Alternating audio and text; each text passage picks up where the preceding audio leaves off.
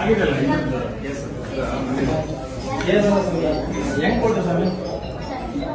Death certificate ಹೆಂಗ್ ಕೊಟ್ರಿ?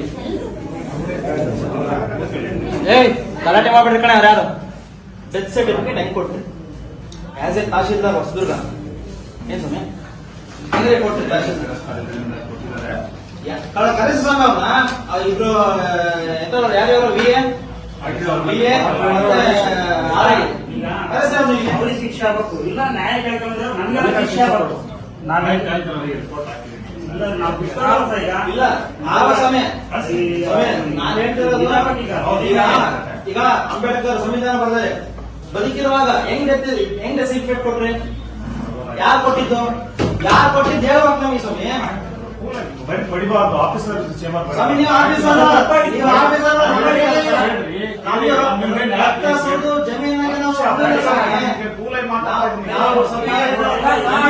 ಜಮೀನಾಗ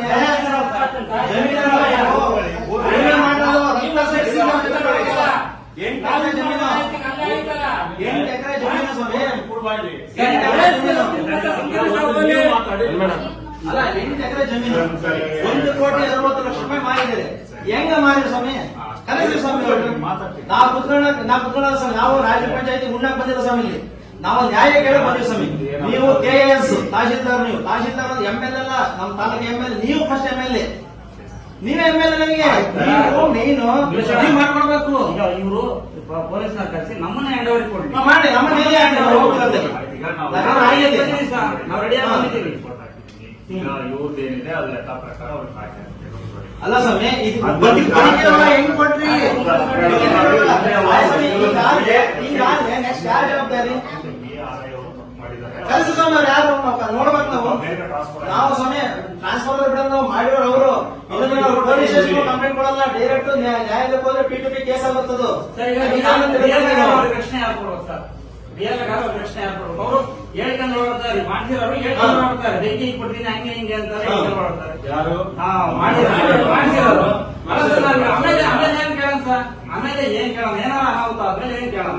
ಇದೆಲ್ಲ ಕೈ ಮೇಲೆ ಯಾರು ಜವಾಬ್ದಾರಿ? ನಾವು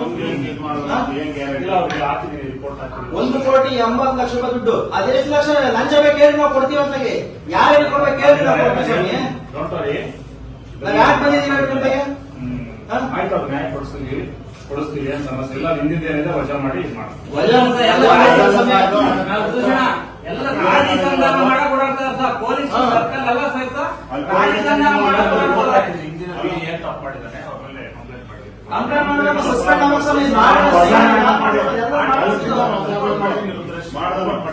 ಒಬ್ರು ತಹಶೀಲ್ದಾರ್, ಒಬ್ರು VA, ಒಬ್ಬ RI, 3 ಜನ ಸ್ವಾಮಿ. ನೀವು ಸೈನ್ ಹಾಕಿದ್ರೆ ಡೆತ್ ಸರ್ಟಿಫಿಕೇಟ್ ಹೆಂಗ್ ಸ್ವಾಮಿ ಆಗುತ್ತೆ? ತಹಶೀಲ್ದಾರೆ ಅವ್ರು ಇದರಿಂದ ಮಾಡಿರ್ತಾರೆ. ಬಟ್ ಅವರು ನಾನು ಹಿಂದಿನ ಏನ್ ತಪ್ಪು ಮಾಡಿದ್ರೆ ಅವ್ರ ಮೇಲೆ ಆಕ್ಷನ್ಗೆ ಈಗ ಸುಮ್ಮನೆ ನೀವು ಪ್ರಭಾರಿ ಮೇಲೆ ಬಂದು ಪೋಸ್ಟಿಂಗ್ ಬಂದು ಇದಾದ್ರೆ ಬಿಡೋದಾಯ್ತು. ನ್ಯಾಯ ಸಿಗ್ಬೇಕು ನಮಗೆ. ನೀವು ನಮ್ಮ ಎಲ್ಲರೂ ಶಾಮೀಲಾಗಿದ್ದಾರೆ.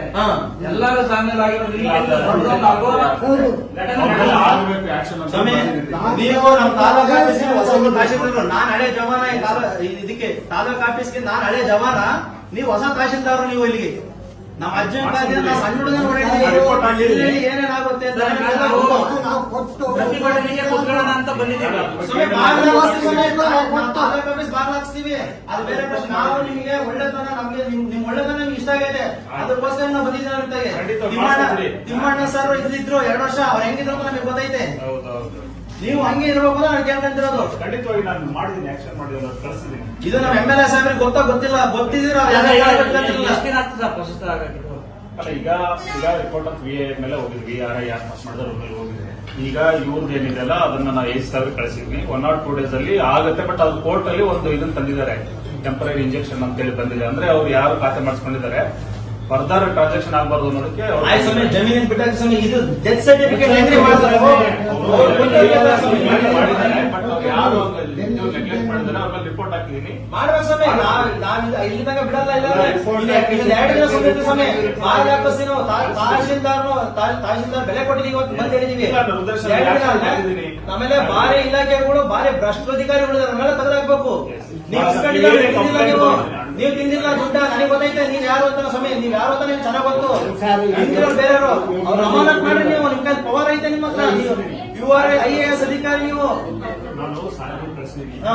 ತಪ್ಪು ಮಾಡ್ಬಾರ್ದು, ಈ ತರ ಇದು ಮಾಡಿ ಮಾಡಬಾರ್ದು ಅಂತ ಹೇಳಿ ಹೋಗಿದೆ, ಆಕ್ಷನ್ ತಗೊಂತಾರೆ. ನಾವೆಲ್ಲ ಬಾಬಾ ಸಾಹೇಬ್ ಅಂಬೇಡ್ಕರ್ ಅಡಿ ಬಂದಿರೋ ನಾವು. Equality, fraternity, dignity. ಈಕ್ವಾಲಿಟಿ ಅಂದ್ರೆ ಹೆಂಗ್ ಸ್ವಾಮಿ ಇದು? ನಾವ್ ಸಮಸ್ಯೆ ಕೇಳಿದ್ರೆ ನಾವ್ ಯಾರ ತಗೋ ಕೇಳೋಣ, ನಾವ್ ಯಾರ ನಿಂತ್ಕೊಳ್ಳೋದು? 100% ಅದು ಆಕ್ಷನ್ ಆಗುತ್ತೆ. ಅವ್ರಿಗೆ ಏನು ಅನ್ಯಾಯ ಆಗಿದೆಲ್ಲ ಅದು ಸರಿ ಆಗುತ್ತೆ. ಸ್ವಾಮಿ 2 ದಿನ ನೋಡ್ತೀವಿ ಸ್ವಾಮಿ, ಇದು ಆಗಿಲ್ಲ ಅಂದ್ರೆ 100% ತಾಲೂಕು ಆಫೀಸ್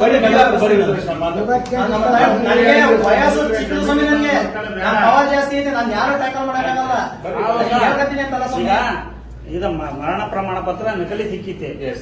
ಒರಿಜಿನಲ್ ಆದ್ರೂ ಪರವಾಗಿಲ್ಲ ಬಂದು ಪ್ರತಿಭಟನೆ ಮಾಡ್ಕೊಂಡು ಕುತ್ಕೊಳ್ತೀವಿ. ಅದು ಸರಿ. ಉಪವಾಸ ಪ್ರತಿಭಟನೆ ಅಲ್ಲ, ಸತ್ಯಾಗ್ರಹ ಬಾರ್ ಹಾಕ್ಸೋಣ, ತಾಲೂಕು ಆಫೀಸ್ ಬಾರ್ ಹಾಕ್ಸ್ತೀವಿ. ನಾವು ನಿಮ್ಗೆ ನಿಮ್ಮ ನಂಬಿಕೆ ಇಟ್ಟಿದ್ದೀವಿ. 2 ದಿನ ಮಾಡ್ಕೊಟ್ರೆ ಸರಿ ಸ್ವಾಮಿ. ಮಾಡ್ಕೊಡ್ಲಿಲ್ಲ, ಬೇಕಾದ ದಾರಿ ನೋಡ್ಕೊಳ್ಳೋಣ ಮುಂದೆ. ಮುಂದೆ ನೋಡ್ಕೊಳ್ಳೋಣ ಸರ್.